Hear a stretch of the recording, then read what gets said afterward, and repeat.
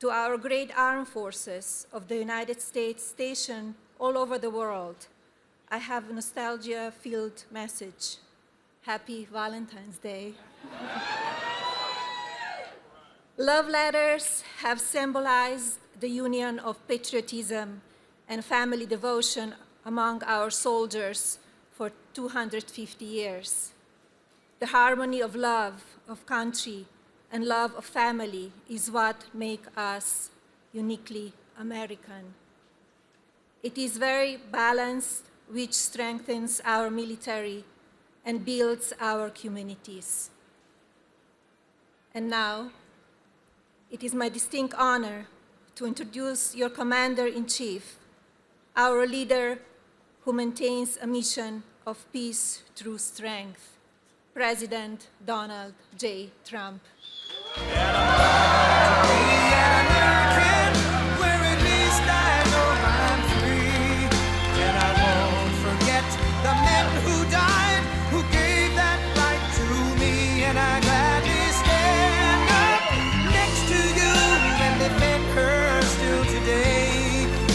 There ain't no doubt I love this land. God bless the USA.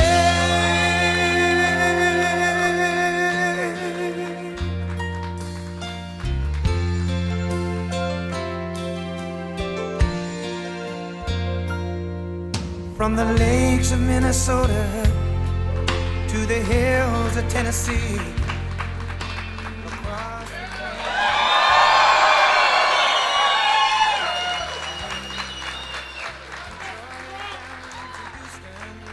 Thank you, everybody. I love that song, I must tell you.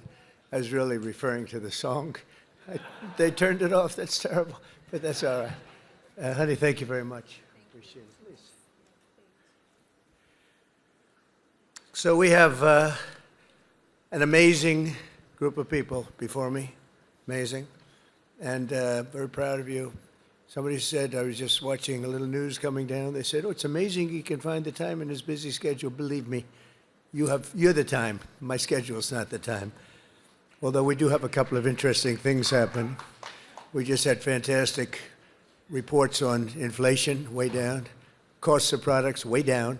We inherited a mess, total mess, and now it's really coming along. We have the greatest numbers that we've ever had. We're hitting all-time high stock numbers. We're hitting all-time high S&P and Dow numbers. You saw that a few days ago. The end of the first year. They said that it was going to take maybe 4 years, the end of the term, to hit 50,000 on the Dow. We did it in 1 year.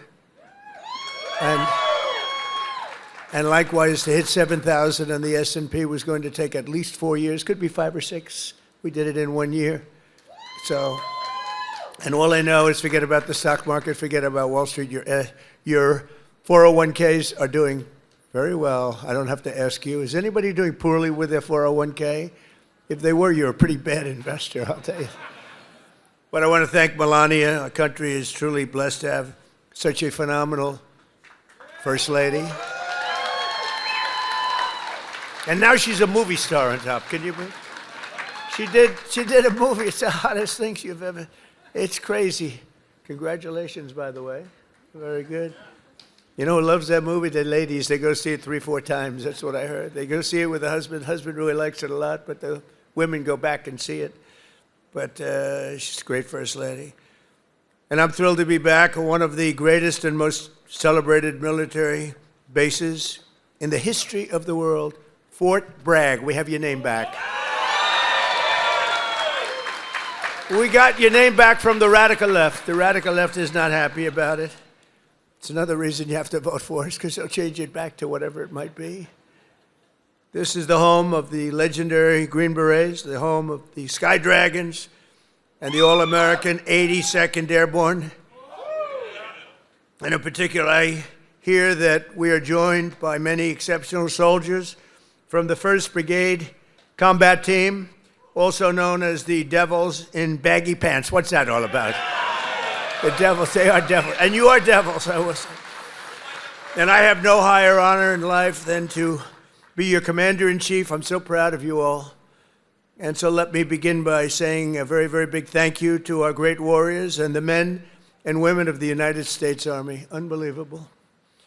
Very special thanks also to all of the incredible military families who are here today. You know, without that family, our soldiers would not be the same. It's a whole big deal. I don't think they get enough credit, but they do get credit with me. That's why I sent you 1776 a couple of weeks ago, a little while ago.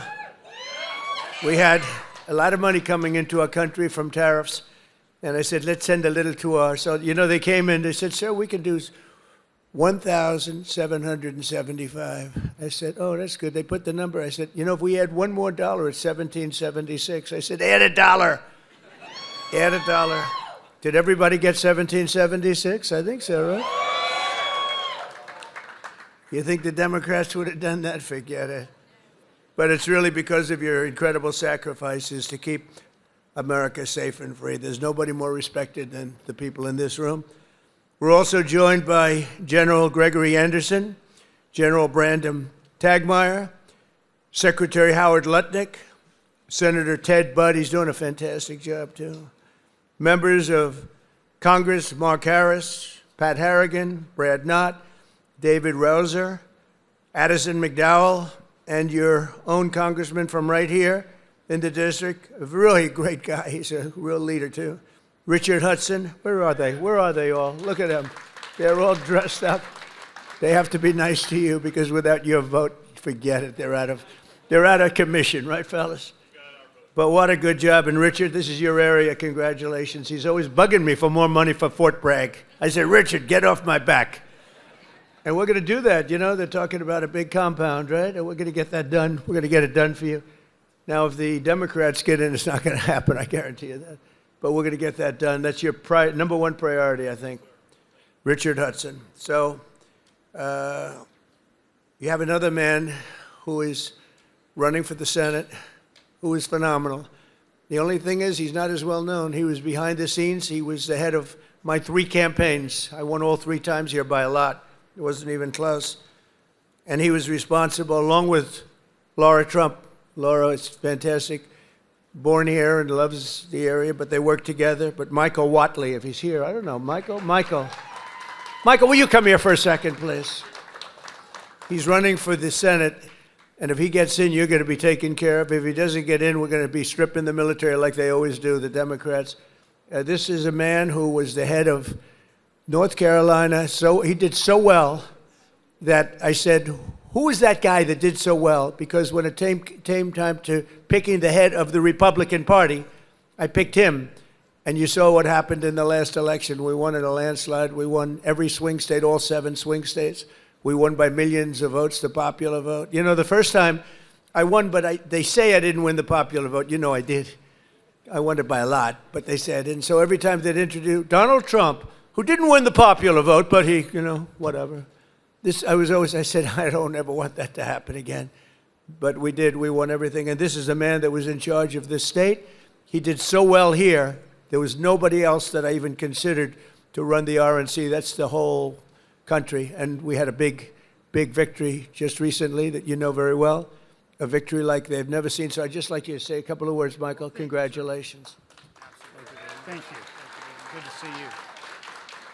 In 2015, Donald Trump came down an escalator and said that he was going to make America great, that he was going to protect our country, that he was going to make sure that our men and women in uniform had what they needed to protect our interests and our allies around the world. And North Carolina stood up and said, that's our guy. And in his term in office and in this term in office, there has never been a president who has fought for Fort Bragg, who has fought for the men and women in uniform in North Carolina, as well as our veterans, more and harder and better than Donald J. Trump, our 45th and 47th President of the United States of America. I am thrilled that he has asked me to run for Senate in North Carolina and is giving me an opportunity to represent you and to fight for you and every other base that we have in this great state to protect our interests. to make sure that America and our allies are going to be protected. Because the highest, most important function for any government is to keep its communities and its citizens safe. And we have the best president right now to do that. And I am honored to be with him today. Thank you. Thank you. Good to see you. And the word is he's doing really well. But when I heard they were taking the name Fort Bragg off, I said, no, they're kidding. They're not gonna do. They did. They took the name off. We got it back very quickly, but they took it off. And if we don't win the midterms, they'll take it off again. They'll take it off again. You can't let that happen. And this man is exceptional, I'll tell you right now. So with the help of everyone in this room, America is the strongest military on the face of the earth. We rebuilt it. We really did. We rebuilt it in my first term. We had a great first term. We had the best economy in history, but this is blowing it away. But we had a great economy in the first term. We did everything, but we really created a tremendous military. Now, some of it was given away, actually a lot, but small compared to what we did to Afghanistan. You remember that, where they left all the military equipment behind? We wouldn't have left anything. We would get out with dignity and strength, respect. We looked like we were running. We don't run from anybody.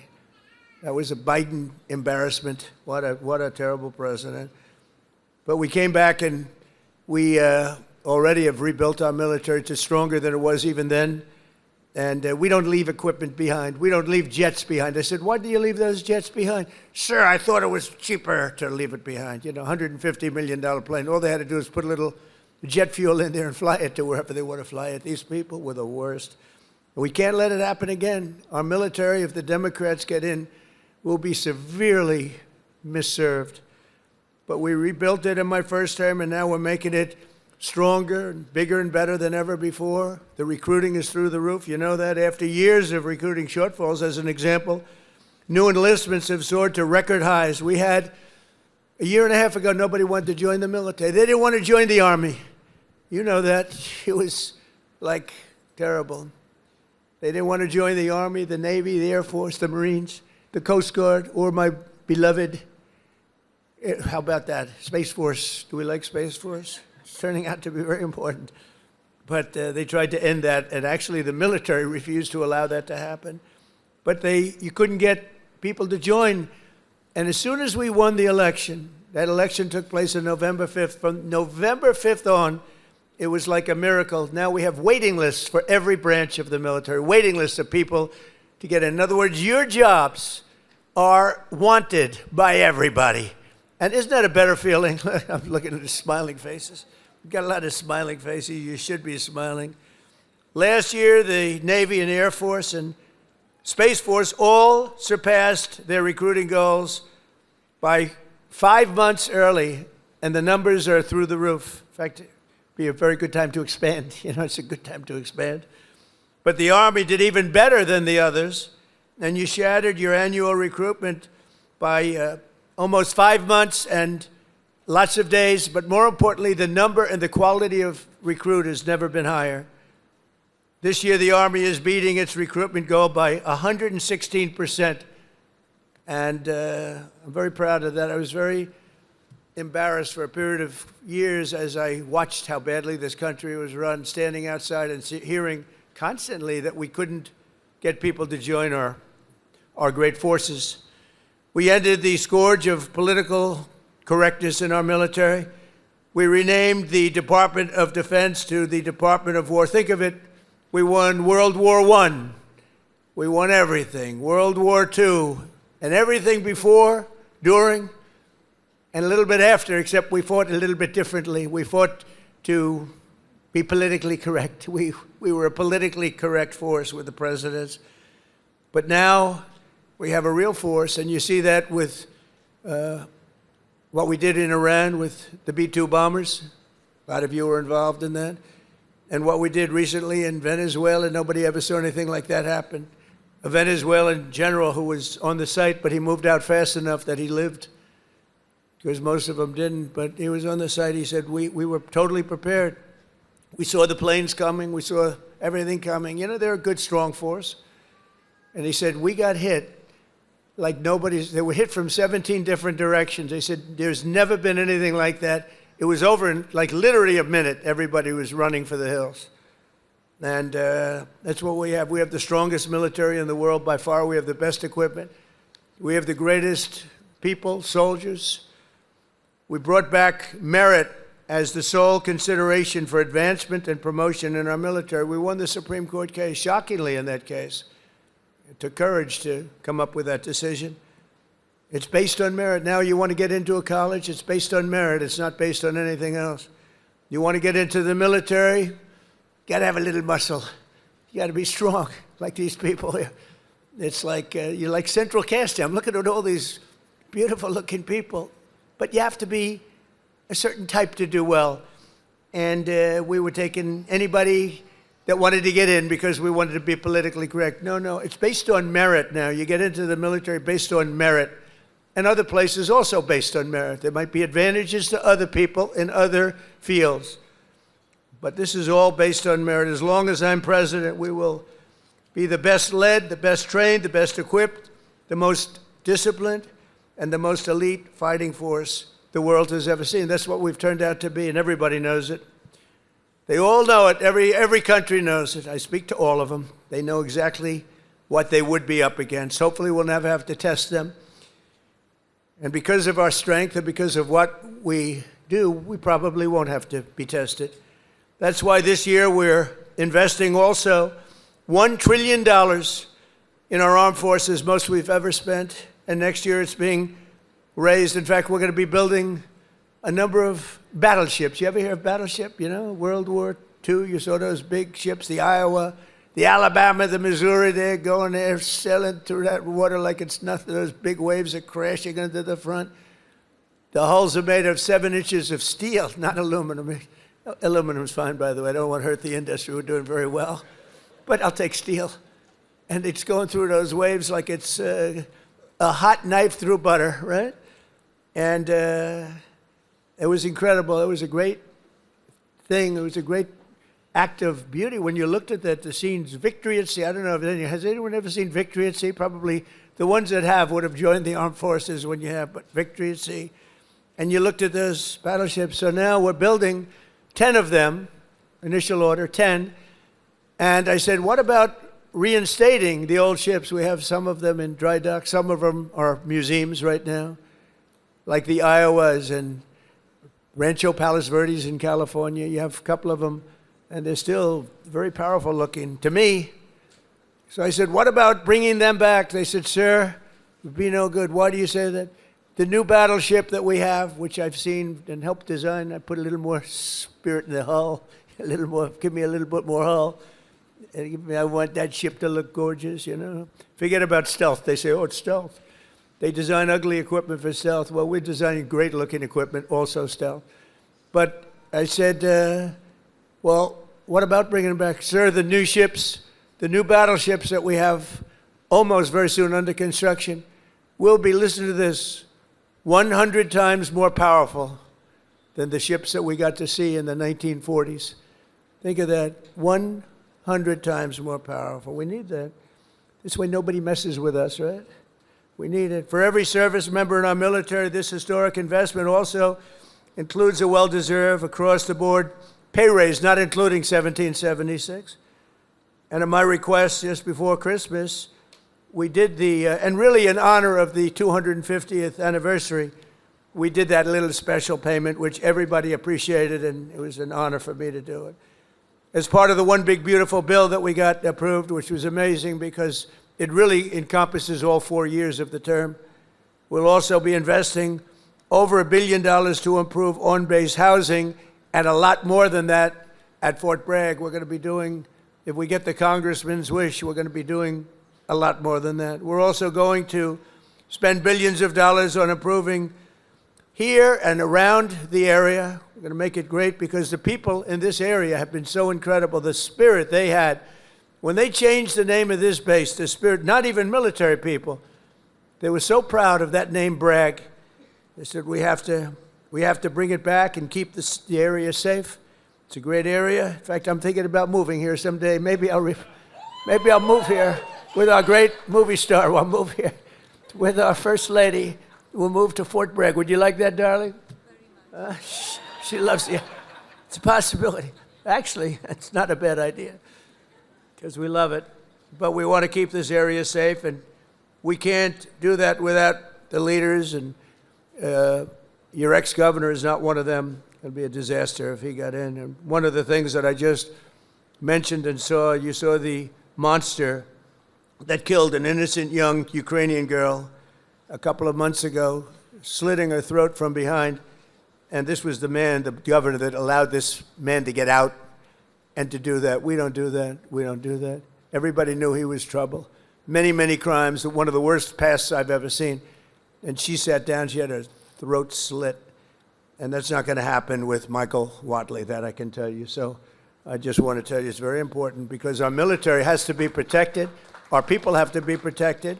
And they will decimate our military. Every time you come in as a Republican, and a lot of Republicans, they come in, they don't do anything about it. I do beyond what anyone's ever done, not even close. To give you all of the equipment you need, we're also purchasing 30 new and modified Abrams tanks.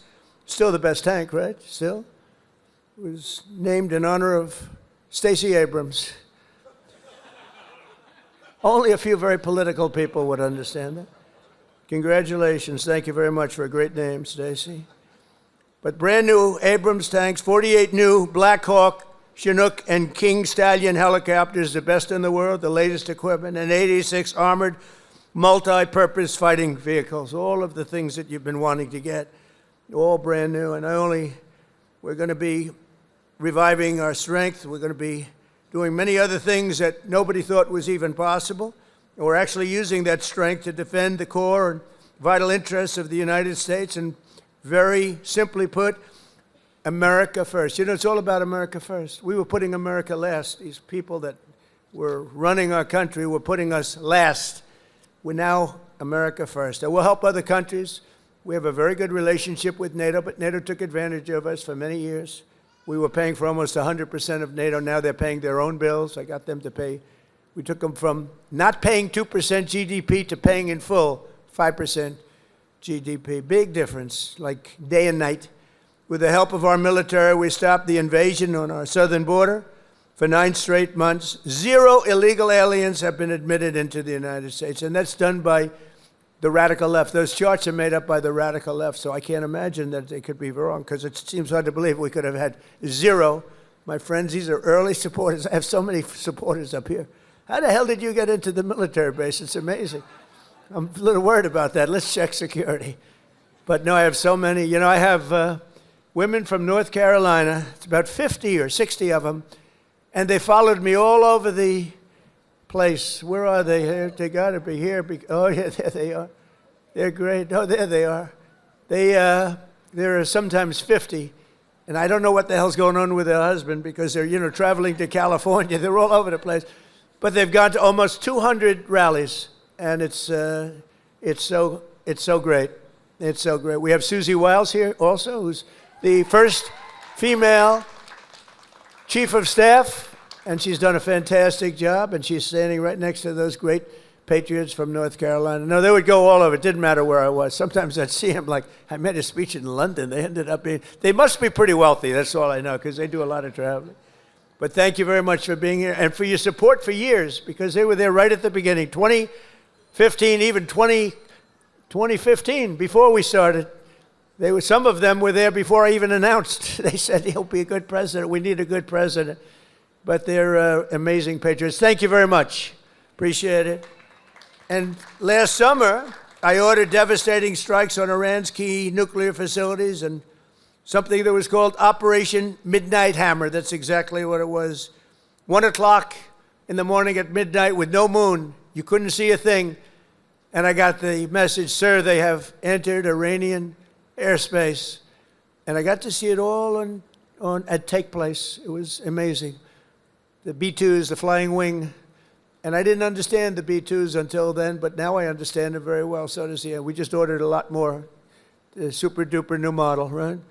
But they flew in. They were totally undetected. And those pilots, I met the pilots. I had them down to the White House, the Oval Office. I gave them all medals, actually. And I said, did you really like doing this stuff? You know, they're flying into very hostile territory. And they said, sir, we couldn't wait. In fact, they wanted to wait. You saw what was happening. People wanted to wait, and the pilots and their commander called me and said, "Sir, we're ready to go. Don't worry about that. That weather's nothing. We want to go, sir. We want to go." Now, if it were me, I'd say, "Take it easy. Let's relax." But, you people have a lot of courage. Amazing, amazing. So we gave them medals. But that was Operation Midnight Hammer, achieving total obliteration of the Iran nuclear potential capability, totally obliterated. And think every single one of those 100,000-pound bombs hit its target, which happens to be an air shaft that goes directly into the facility. I don't think they'll be building air shafts anymore. That's not a good concept. They wanted to get a little air. They wanted to get a little fresh air. It didn't work out too well. No other country on earth could have done what we did. No other country has the weapons. No other country has the skill. No other country has the guts. And no other country has the extraordinary warriors that we have. We have the best warriors in the world. Because you can have the greatest equipment, but if you don't have the warriors, the equipment doesn't mean much. Last month, we proved this truth once again when some of our greatest soldiers, right here, to ever live, frankly, successfully captured the outlaw dictator of Venezuela, Nicolas Maduro, and brought him back to face American justice, where he's now, right now, waiting. And that was an amazing night. People saw that. They've never seen anything like it. It's a pretty military country. It was a big base, one of the biggest bases in South America, where he lived. And it was in a matter of minutes before he was on a helicopter being taken out of there. They had to go through steel doors. The steels were it was like paper mache. You know what paper mache is? That's weak paper. These guys blasted through every door. They got up to him before he got to the big safe, but that wouldn't have worked either because they had equipment that was going to knock that out in a matter of minutes. But he never got there. It went so fast. Think of it, in a matter of minutes, when people realize what happened, they're looking up and there's the helicopter heading back to aircraft carriers. So that night, the entire world saw what the full military might of the U.S. military is capable of. And that was an unbelievable operation, but that was a smaller operation. But it was so precise, so incredible. Nobody thought a thing like that could happen. They even talk about the discombobulator because they never got a shot off. The Russian equipment didn't work. The Chinese equipment didn't work. Everyone's trying to figure out why it didn't work. Someday you're going to find out. But it didn't work. It's nice when you can fly in and not get shot at. Although we did have 3 helicopter pilots who were wounded pretty badly in the legs, landing, and a couple of machine gunners seemed to have made it through a thicket of bombs, but they were taken out rapidly by our snipers who were stationed on platforms, actually unbelievable helicopter platforms all the way the line, and they were taken out immediately. And those pilots were incredible and really brave. I may see some of them very shortly. They were hit pretty bad in the legs. They're landing a big chopper, and they're being shot at from close range by a machine gun, so that's not a comfortable feeling. They landed it perfectly, and they got out of there perfectly, and they're just brave guys and very talented, skilled people. With your help, America is winning again. America is respected again, and perhaps most importantly, we are feared by the enemies all over the globe. They fear us. And, I don't like to say fear, but sometimes you have to have fear, because that's the only thing that really will get the situation taken care of. We have a situation right now where we sent a very big carrier group to Iran. I'd love to see if we could make a deal. They've been difficult to make a deal. I thought we would have had a deal last time. They wish they did, and that's where we did Midnight Hammer. But with the restored strength and the tremendous power that we've now built up over the last number of years, even though there was an interlude with Biden, who is the worst president in the history of our country. But the interlude, fortunately, was ended quickly, and we started the process again and built upon what we had already done the first 4 years. But we're also bringing peace all over the world. I ended 8 wars in just 10 months. 8 wars are ended, and we have a couple of more to go, but one in particular, Russia-Ukraine. It's a mess. It's a horrible thing, and I think we'll get there. Takes 2 to tango, you have to remember that, and we have to get there. Tremendous casualties, number of casualties.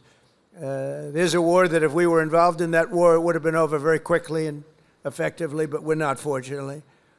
In fact, we're not spending any money. We are spending and sending weapons to NATO. And because of the increase from 2% to 5% of GDP that the NATO countries are paying, they pay us full for the weapons. And then they distribute the weapons to mostly, I guess, Ukraine, but that's up to them. They buy them. And we do make the greatest weapons of any country in the world by far, most effective weapons. So my message to all of the warriors here today is that your commander-in-chief supports you totally. I support you more than, I know you've had a couple of good ones, not that many if you want to know the truth, but we support you more than any of them. And you're going to get out, and when needed, you're going to fight, fight, fight. You're going to win, win, win. And we're going to continue to make our country bigger and better and stronger than ever before. And that's exactly where we are right now. We are the most respected country anywhere in the world. And I say it, the King of Saudi Arabia told me when I was there, he spent $2 trillion. We have $18 trillion being invested right now in our country from other companies and countries all over the world.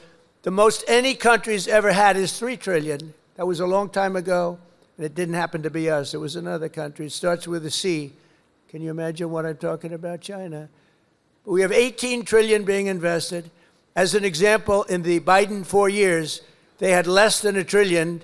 Think of this, less than $1 trillion over 4 years. We have $18 trillion in 11 months because we haven't gotten the final numbers on the 12th month, so that's only going to go up. There's never been anything like it.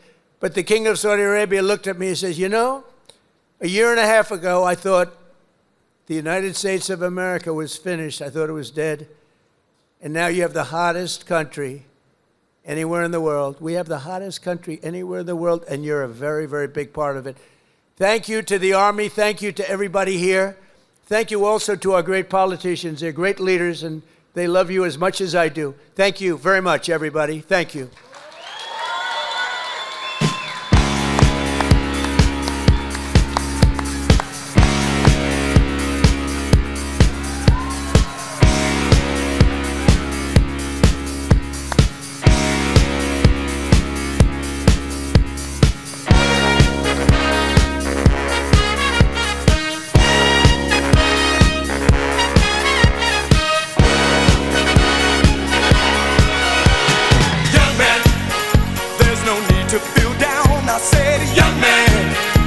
Yourself off the ground, I said, young man, 'cause you're in a new town. There's no need to be unhappy, young man. There's a place you can go, I said, young man. When you're short on your dough, you can stay there, and I'm sure you will find many ways to have a good time. It's fun to stay at the YMCA. It's fun to stay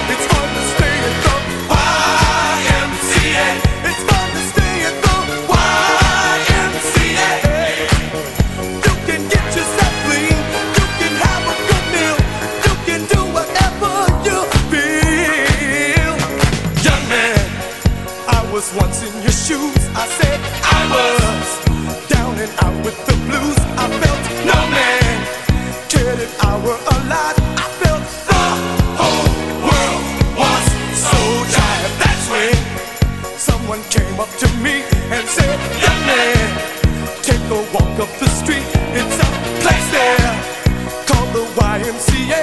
They can start you back on